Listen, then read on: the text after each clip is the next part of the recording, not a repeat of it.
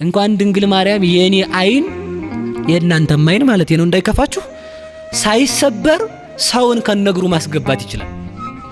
ላንግባባ እንችላለን። ምክንያቱም ገባው እንዴ እንዳይል ሰው ማለት ነው።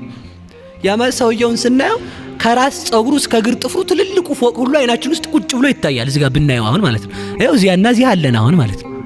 ይሄው አለን ማለት ነው። ቦታዬን ሳለቅ አይን ውስጥ አለው ደግሞ ከአይን ውስጥ ሳልወጣ ደግሞ ቦታዬ ላይ ያለው ማለት ነው። ቦታው ከአብ አንድነት ሳይለይ በድንግል ማርያም ማይጸን አለ። ድንግልናዋን ሳይሽር ተጸነሰ። በድንግል ማርያም ማይጸን ሳለ ደግሞ ከአብ አንድነት አልተለየም።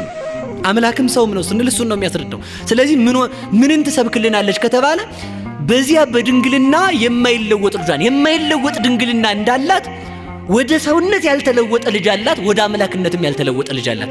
ሰውም አምላክም የሆነ ልጅ አላት ማለታችን ነው። ከዛ ሊቃውንቱ ምን ይላሉ?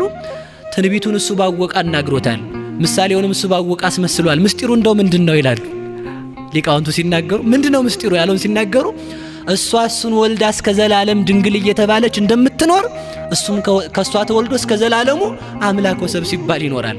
እሷ እሱን ወልዳ እስከ ዘላለሙ ድረስ ስሟ ማን ነው ቢባል ድንግል ወም ነው። ድንግል ወም ብለን እንጠራታለን። ክርስቶስ ደግሞ እስከ ዘላለም ስሙ ማን ነው ቢባል አምላክ ወሰብ ነው። ፍጹም አምላክ ፍጹም ሰው ነው። በዚህ ይታወቃል። ከዚያ ተመልከቱ እንደውም አሉ ሊቃውንቱ ልደት ቀዳማዊ ታውቀ በዳህራዊ ልደት ነው የሚሉት። ቀዳማዊ ልደቱ የታወቀ በዳህራዊ ልደቱ ነው። ለምን ሲባል ከድንግል ማርያም ያለ አባት መወለዱ ከአብ ያለ እናት መወለዱን ያስረዳለታል። የብቻ እናት ያለችው እሱ፣ የብቻ አባት ያለው እሱ፣ የብቻ ልጅ ያላት ድንግል ማርያም፣ የብቻ ልጅ ያለው እግዚአብሔር አብ ነው በማለት ሊቃውንት ድንግል ማርያም የእግዚአብሔር ወልድ ምልክት ናት ብለው በዚህ ይናገራሉ። ሶስተኛ ድንግል ማርያም ነው የእግዚአብሔር መንፈስ ቅዱስ ምልክት ናት። የእግዚአብሔር መንፈስ ቅዱስ ምልክት ናት። ምን ማለት ነው?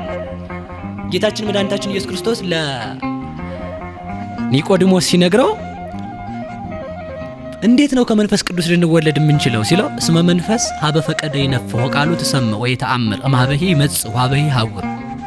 መንፈስ ነፋስ ከወዴትም እንደመጣ አታውቅም፣ ወዴትም እንደሚሄድ አታውቅም። ከየት እንደመጣም አታውቅም፣ ወዴት እንደሚሄድም አታውቅም። ቃሉን ትሰማለህ፣ ከየት እንደተነሳ አታውቅም።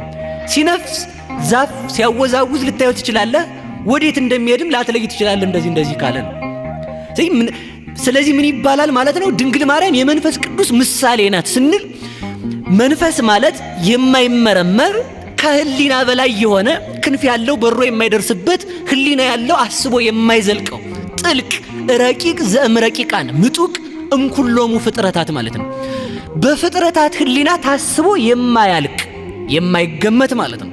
እንደዚያ ከሆነ ድንግል ማርያምንም ህሊና አስቦ ሊዘልቃት አይችልም ነው።